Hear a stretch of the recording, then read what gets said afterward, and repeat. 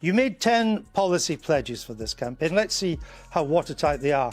Can you guarantee that under your leadership, the 2019 Labour commitments to nationalise water, energy, rail, the Royal Mail, they'll all be in Labour's next election manifesto? I've made that. A pledge is not an indication. A pledge is a word, is your word. It's a pledge. I'm not disputing that. I don't have any problem. So is it a pledge that these industries will be in your manifesto for nationalisation? Well, the pledge is 3 lines, Andrew. You're asking me for more detail and I'm giving it to you. Well, but the fact is the 2016 Trade Union Act, when it comes to cribbing and curtailing union power, is not the key legislation. The key legislation that does that was passed a long time before, and your pledge doesn't mention any of that. Andrew, how can you say I'm hiding behind a process when it's the Labour Party process? The Labour Party, beginning of... Because you're hiding behind the process. No, the Labour Party said... Why don't you do what the other candidates do and tell... Don't Labour members have a right, as they decide whether to vote for you or not, they want to know where your money's coming from. Can you believe what happened when Keir Starmer went head-to-head with Andrew Neil, one of the toughest interviewers in politics? Neil wasn't there for vague or drawn-out answers. He wanted clear, direct responses. But Starmer seemed caught, off guard. As Neil pressed him with sharp, pointed questions, Starmer stumbled. He tried to dodge, but Neil wasn't letting go. British politics like this one don't forget to like the video and subscribe to Dark British, believe it or not. Over 98% of viewers watch our content without hitting the follow button. Subscribing is completely free. Question after question. Neil kept pushing, asking exactly what people watching at home wanted to know. For Starmer, it quickly turned into a nightmare. But for Andrew Neil, it was just another day proving why he's so respected as an interviewer. And for viewers across Britain, it was a rare moment. Watching someone who hopes to lead the country looking completely unprepared, especially when Neil challenged him directly on his policy promises. I've got people from different parts of the party on my campaign working together because I know that simply saying unity isn't enough. Everybody's going to say that. That's not unpalatable. What I'm asking you is a position you're taking that the Corbyn left will find unpalatable. Well, I'm not particularly interested in finding things that they find palatable or unpalatable. Starmer still avoided giving a clear answer, vaguely mentioning trade unions and other supporters, but never naming his biggest backers. Neil didn't let it go. He kept pressing, asking why Starmer was being so evasive and refusing to let the issue slide. Neil demanded clear, straightforward answers. You seem to be hiding behind this process. Why won't you simply tell us tonight who are your 5 biggest donors?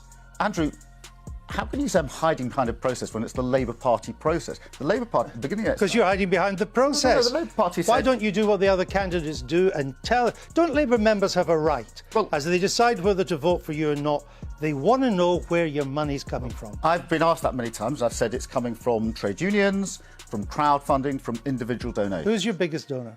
It's coming from those 3. One of my biggest donors was put up on the website, I think, yesterday. Right, that's one of the lawyer.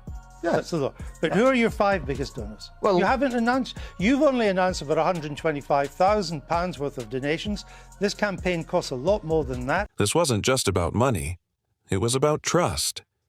People want to know who is funding their leaders. And if Starmer couldn't answer a simple, direct question like this, what else might he be hiding? What's happening in France shows a bigger problem: the collapse of centrist politics and the failure of their policies. These are the same kinds of policies Starmer wants to bring to Britain. If he fails, we must think carefully about what that would mean. His agenda leans heavily on net zero, takes a softer stance on immigration, supports high taxes, and focuses more on city issues than the challenges faced by smaller towns and rural areas. If his leadership collapses, don't expect the political scene to swing left. It's more likely to move toward a stronger populist right. Neil made a sharp point here. Starmer often speaks about honesty and fairness, but in this interview, he didn't appear honest. Instead of being clear, he dodged the truth, and that's exactly what voters don't want from their leaders. Neil then pressed Starmer on his past promises. You said you'd bring key industries back into public ownership and scrap tuition fees. Are those still your commitments? But there's a bigger principle at stake, that Labour Party members who are being asked to vote for you should know who's bankrolling your campaign. That is why the Labour Party set up those rules. But you won't tell us. The Labour Party rules say, carry out the checks, which we have to carry out, and I've got a compliance team doing that. Once you're satisfied the checks are carried out and the donations are proper in order, they go to the parliamentary authorities who put them on the parliamentary website so that everybody can see them. I've been following that procedure. That is exactly the parliamentary rules. But the other candidates... Starmer didn't give a clear yes or no. Instead, he brushed it off by calling them pledges and promised more details would come later. But Neil wasn't satisfied. He pressed harder, saying, "A pledge is a promise. Will you keep it or not?" A pledge is not an indication. A pledge is a word, is your word. It's a pledge.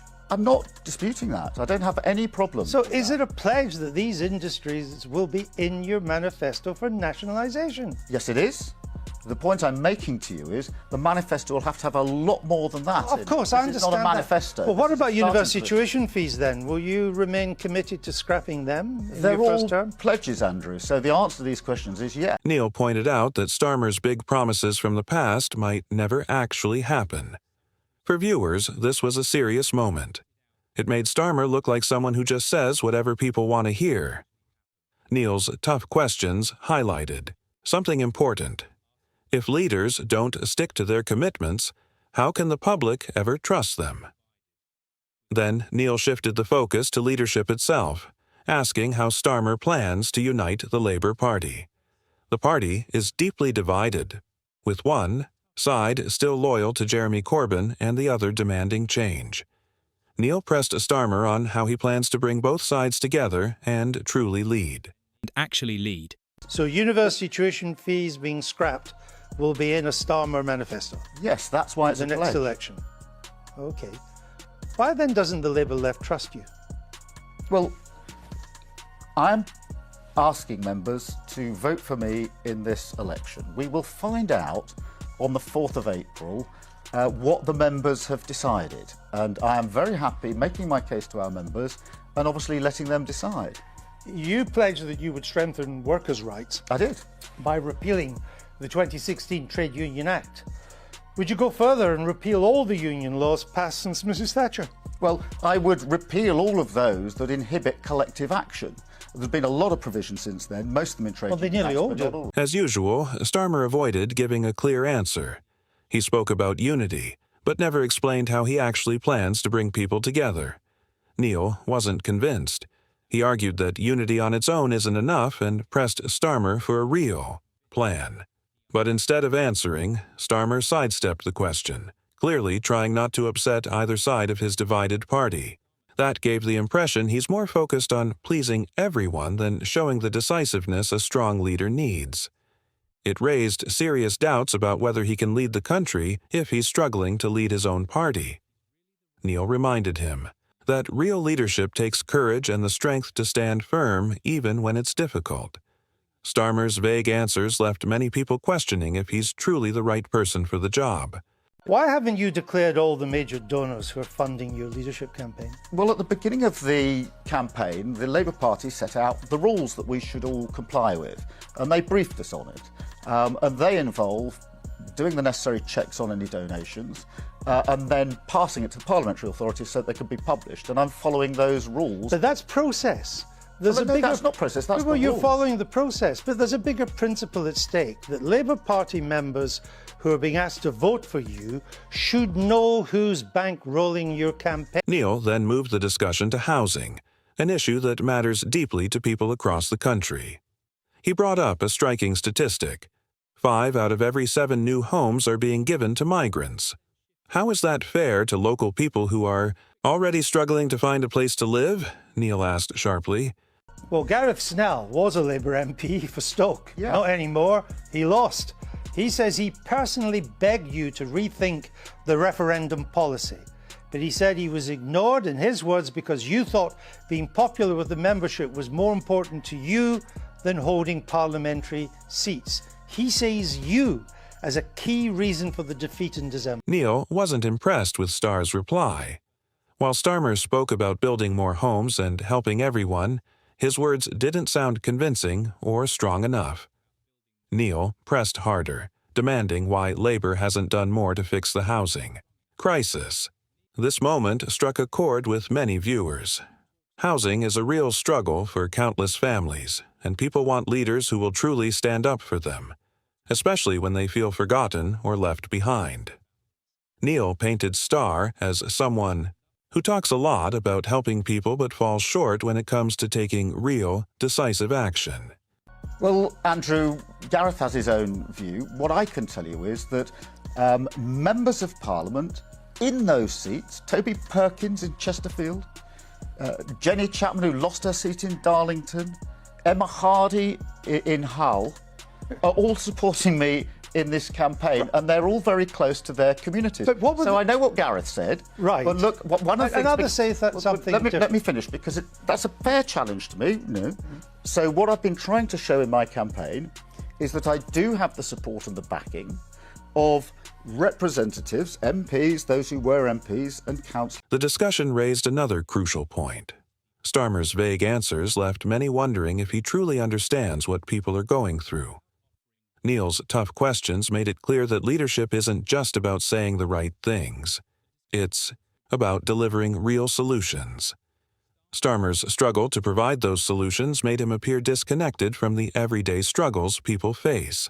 And we want decisions about us made by us. So I've actually, for the last 3.5 years, had those conversations in those communities, because I know very well that in my constituency we voted heavily for Remain. Of course. And that's why I have been to a lot of other places to have those conversations. Or what's left of the red wall, which isn't much, that the conversations weren't gritty enough, because you now want free movement with the European Union to continue. Well, we talked a lot about free movement in those areas. And you want it to continue. Actually, when we had the discussion, again, got past the gritty bit, and there's a lot of respect people have when you do have a conversation with them. There's a lot said by people about what people think. Actually, I would say go and spend some time and actually have those conversations. When we got to the nitty-gritty of it, which is, should people in this country be able to go and work in Europe? Should those in Europe be able to come to work here? Most people thought that was a good idea. Neil's questions painted Starmer as a politician who shifts his stance depending on the situation. Leadership isn't just about making promises. It's about sticking to them even when the pressure is high. Throughout the interview, it became clear that Starmer was frustrated. He sighed, dodged questions, and kept circling back to the same points. Meanwhile, Neil stayed calm and composed as Starmer struggled to keep up. This mattered because leaders are often judged by how they handle pressure. Starmer didn't completely lose his cool, but he came across as defensive and unsettled. Neil, on the other hand, was relentless, cutting off vague answers and pushing hard for clarity.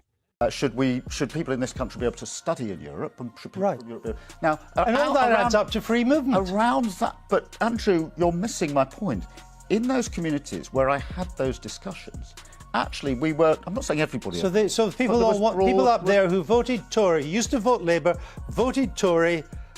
Immigration being a big issue. Neil's questions painted Starmer as a politician who shifts his... Neil's questions painted Starmer as a politician who changes his stance depending on the moment. Leadership isn't just about making promises. It's about keeping them even when the pressure is on. Throughout the interview, it became clear that Starmer was frustrated. He sighed, dodged questions, and kept circling back to the same points. Meanwhile, Neil stayed calm and composed while Starmer struggled to keep up. This was important because leaders are often judged by how they handle pressure. Starmer didn't completely lose his cool, but he came across as defensive and unsettled. Neil, on the other hand, was relentless, cutting off vague answers and pressing hard for clarity.